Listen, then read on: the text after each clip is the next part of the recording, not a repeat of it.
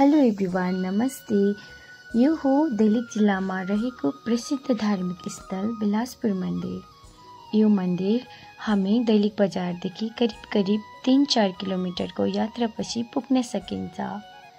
यो मन्दिरको आफ्नै धार्मिक विशेषताहरू रहेको छ, पौराणिक कथाहरू पनि रहेको छ। त मेरो हजुरबाले मलाई सुनाउनुहुन्थ्यो म सानो हुँदा बिलासपुर मन्दिर कसरी बनेको भनेपछि पहिले 2224 राज्य हुँदाखेरि बिलासपुरमा पनि एउटा राज्य थियो। एकजना राजा हुनुहुन्थ्यो अनि दुल्लुमा पनि एकजना राजा हुनुहुन्थ्यो। एकपटक उहाँहरूले सम्झौता गर्न खोज्नुभयो रे। एकपट्टिको राजाले चाहिँ एकदमै आफू हात हतियार सेनाको साथ आउनुभयो रे। त एक राजालाई भन्नुभएछ हामी सम्झौता गर्ने, बिना हात हतियार सेना बिना आउने भनेर चाहिँ सम्झौता गर्नुभयो रे।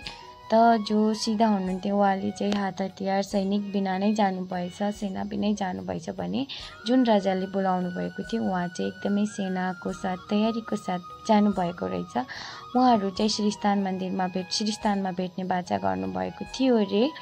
अनि त्यहाँ चाहिँ जुन राजा सेना हात हतियारको साथ आउनुभएको थियो उहाँले चाहिँ जो खाली आउनुभएको थियो उहाँलाई चाहिँ उहाँनिर पराजित गर्नुभएको थियो रे। त्यसपछि मेरो हजुरबुवाले भन्नुहुन्थ्यो जुन श्रीस्थान मन्दिरमा पनि अहिले पनि जुन उतिखेरको हात हतियारहरू एकदमै सुरक्षित राखिएको छ भनेर पनि भन्नुभएको थियो। र विशेष त यहाँ आइसकेपछि आफ्ना हरेक इच्छा चाहनाहरू पुरा हुने मागेपछि भन्ने एउटा मान्यता रहेको